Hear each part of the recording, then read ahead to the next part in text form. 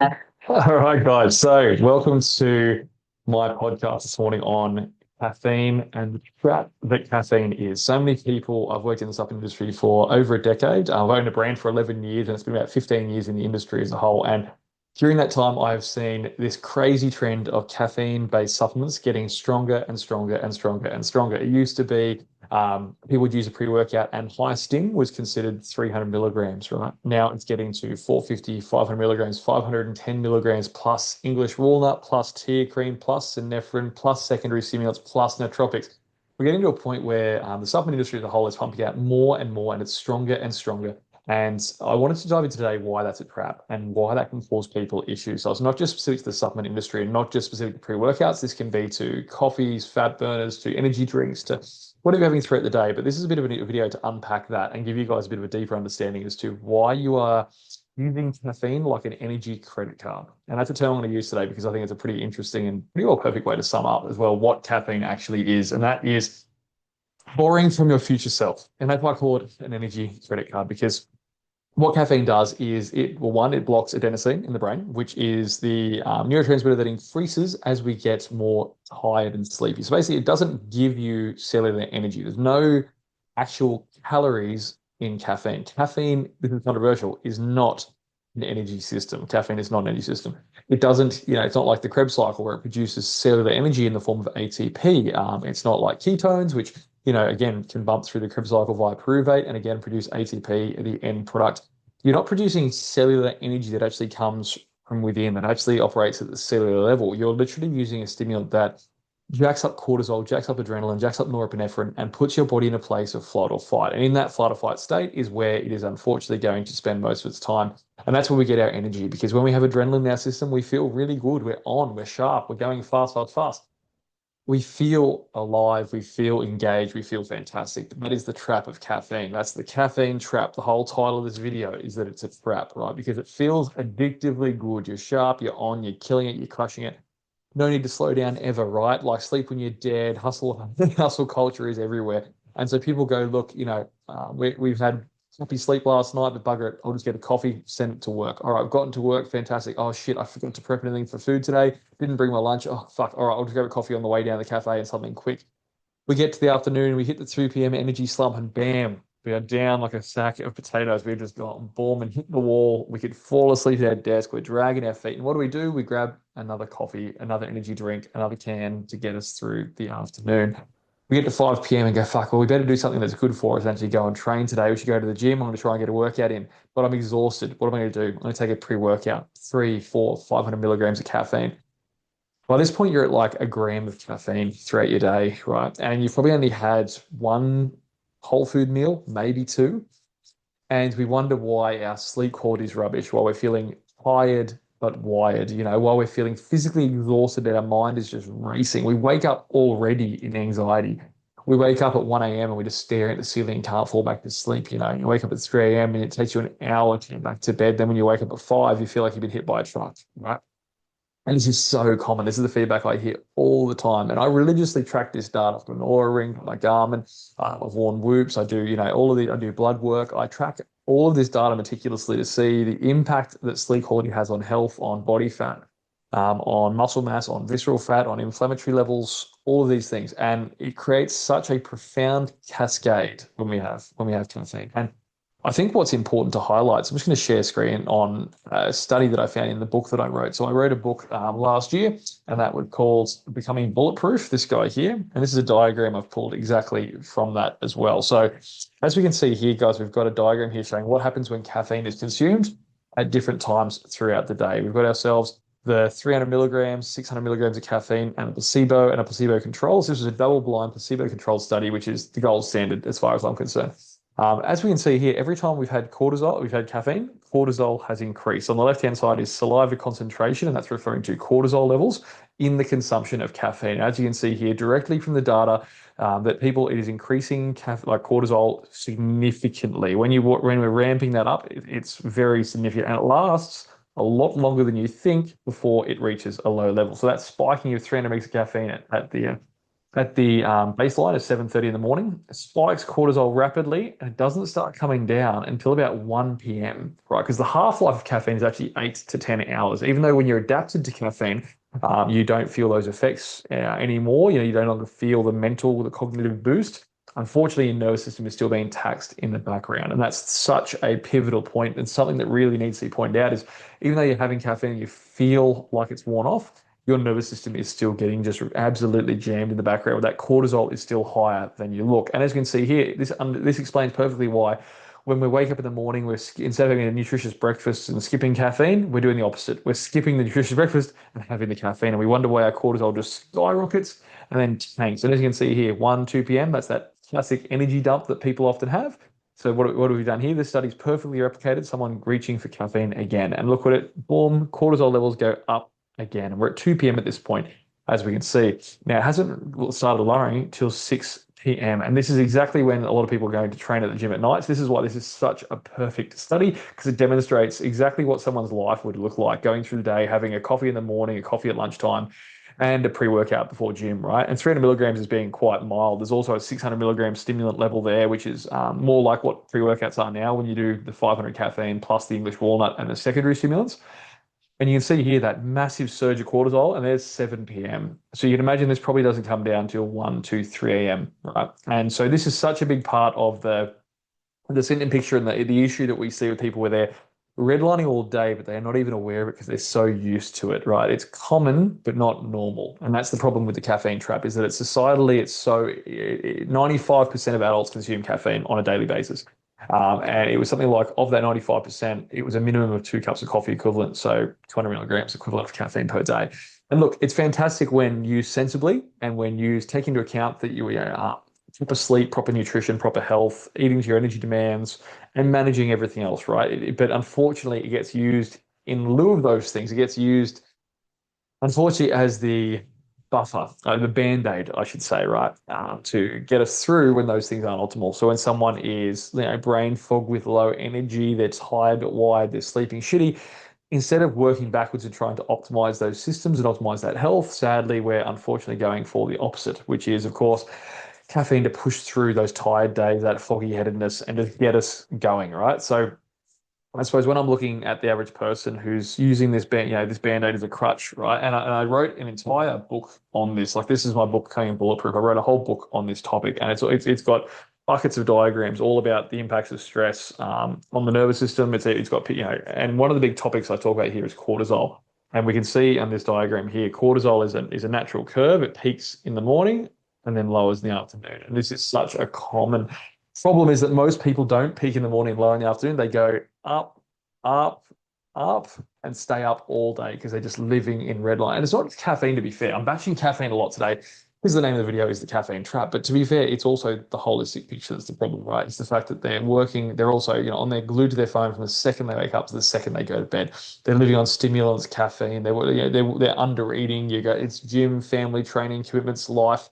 It's all the stuff that we try and cram into a day, right? And us high performers out there, I'm running my supplement brand that I built 10 years ago. For 10 years, I have not stopped. Right. So I'm not saying this for a place of like, oh, you should relax and chill more and just be fully zen and just live on a yoga mat. No, not at all. Like, I live in a place of chronically just redlining squeezing the most I can out of every second of every day, so I can do the most I can whilst I'm here on this planet, right? And that requires me to pay extra attention to my biology. I can't just wing it. I've done periods where I've let my health take a hit to try and get me to the next level. And you always end up climbing back down the mountain to try and repair your health, because health is the handbrake for everything. If you want to, long-term set yourself up for success, you need a foundation of health to build on. You cannot build on a castle on sand, as they commonly say. And the same is true for your biology and for your health. A lot of the time, these band-aids are masking big issues, cortisol issues for one, inflammation, poor gut health, poor nutrition, poor micronutrient intake. All these things are areas we can improve before picking up your first cup of coffee in the morning, right? Like, before you go in there and you grab your first stimulant. I mean, I haven't had caffeine for 8 months now. So I'm a little bit different. I decided, once I saw the difference in my life between having caffeine and not having caffeine, I actually chose to eliminate it entirely. It was such a difference to my stress levels, my HRV levels. It was absolutely crazy the difference it made to my recovery from exercise, the way that I lost body fat, the way that I built muscle, transformative stuff. My stress, my anxiety levels, my sleep data, everything got better. So I would highly encourage anyone, you don't have to be as Puritan as I am and completely drop caffeine, but you do have to look at the fundamental pillars, which are sleep. If you are not sleeping like it's your actual job, right, take it seriously. We want 8 hours of not just being in bed, we want 8 hours of quality sleep. We want to be looking at REM sleep being a minimum of 20% of your night. So if you're in 8 hours sleep, at least an hour and a half of REM, ideally 25%, get up around 2 hours. So an hour and a half to 2 hours of REM is where I find the most cognitive benefits. Because when we're sleeping, it's not just the physical, it's not just the mental rest. It's also that our brain has a flushing response, a self-cleaning response, I guess you'd say, where it actually washes a fluid over itself, where it starts to repair neurons and damage neurons, kill off dead cells, regenerate new cells. And it also cements your short-term memory from the day. It helps with memory formation for the long term. REM is so crucial for cognitive function, for lowering anxiety, for stress, for depression.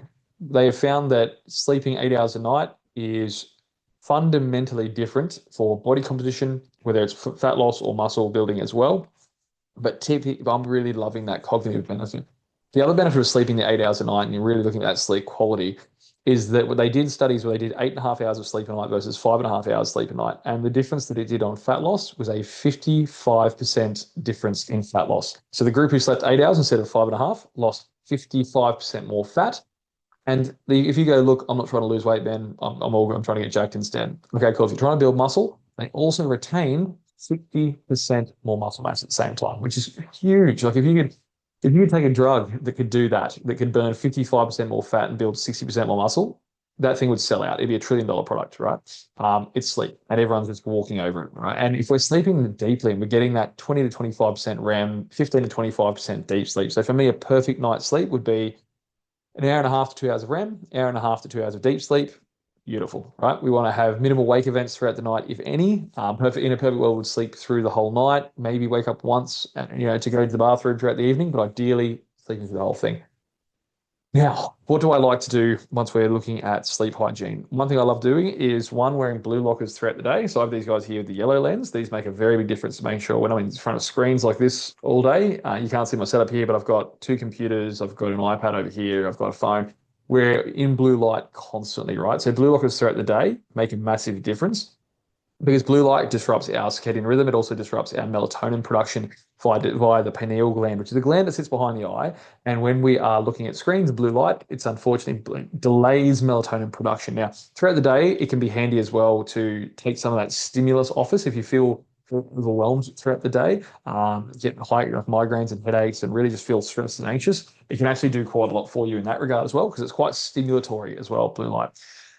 Now, I also love my blue light blockers at night, which is basically these, but with red lenses. Now, I wear them for the last hour to 2 hours before bed, and that makes a huge difference as well in my sleep quality. If I forget to wear my blue blockers whilst watching TV at night, massive difference.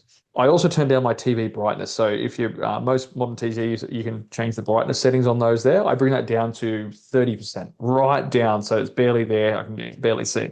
Phones as well, when you're any smart devices, you can go for things like, so we can go to this setting here, and you'll see if you pull down, you'd always see it. And if we hold on the brightness setting, we can go to night mode.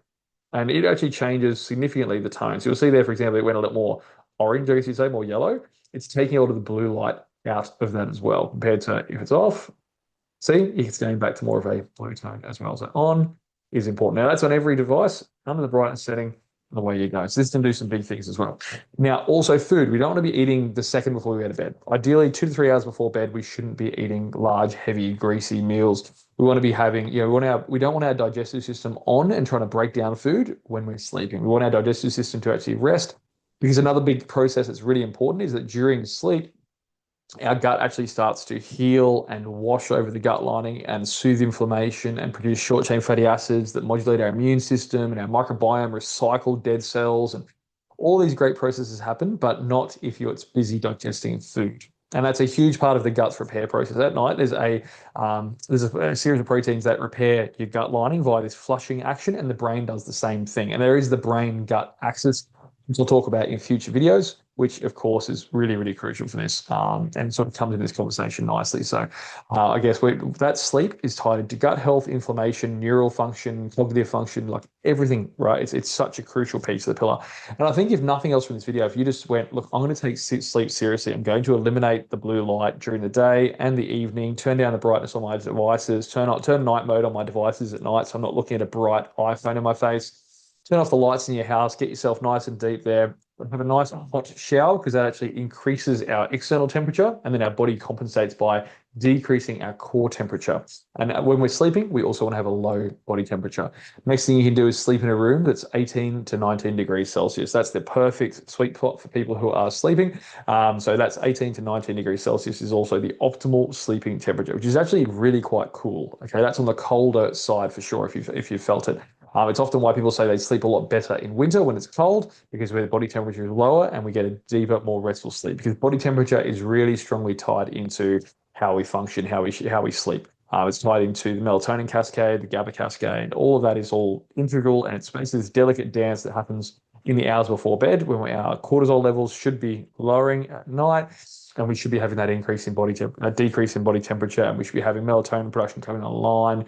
None of this happens if we're overstimulated, scrolling. I've got our phone there on full brightness. We're watching screens on full brightness, and this is all blocking melatonin production. We're not having that hot shower, so we're not dropping our body temperature. All of this stuff just wreaks havoc on sleep quality. We're having a big heavy meal, we're getting takeaway before, but as our last meal on the way back from the gym. It's all trash. So overhauling sleep is going to do wonders for you, and mean that when you wake up in the morning, you don't need to reach for caffeine straight away, right? And one of my favorite things I've started reaching for in the morning instead of caffeine since I quit it 8 months ago was NMN. So I manufacture an NMN based product. So, shameless self plug, but, I use like high dose NMN. I use a lot of really cool herbs. Like I put in my natural test booster here. I put in Honkat Ali, Shilajit. Shilajit's an amazing resin. It's a really trace mineral dense resin that's from the Himalayas, like primarily, and it really helps to boost energy production, mitochondrial function, just like Shilajit, just like NMN does. And NMN was shown to increase ATP production by 40% within 2 hours of ingestion.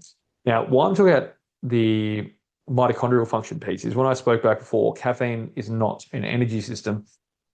Well, your energy system, the primary energy currency that runs your body and how we can get you out of relying on caffeine in the first place is the Krebs cycle, right? So ATP. ATP is what every single cell in our body runs on. And there's very mitochondrial dense areas are the brain and the heart, right? So areas that require a heap of mitochondria and optimal mitochondrial function, the brain and the heart. So cognitive function and cardiovascular fitness are super reliant on having optimal mitochondrial function, optimal Krebs cycle function, optimal ATP.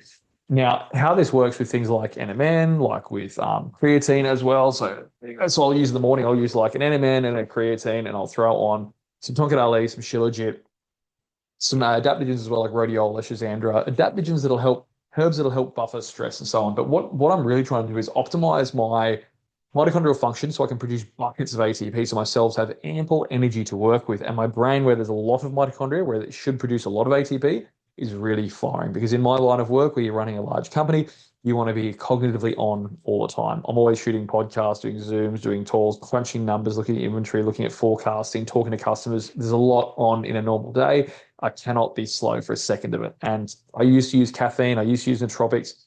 And I'd always just hit the wall, have a crash. My stress was through the roof. My anxiety was bad. My sleep was trash. So I'm not saying this video of the caffeine trap from a place of like, I am, above this, or I've never touched it. No, I lived on caffeine for years, right? So I know all this stuff firsthand. And like I also know enough about biology. I mean, that's my Bachelor of Science. Oh, sorry, up here on the wall. That's my Bachelor of Science that I did. That was a 4-year degree with a double major. So I'm quite across the chemistry of what also influences the body.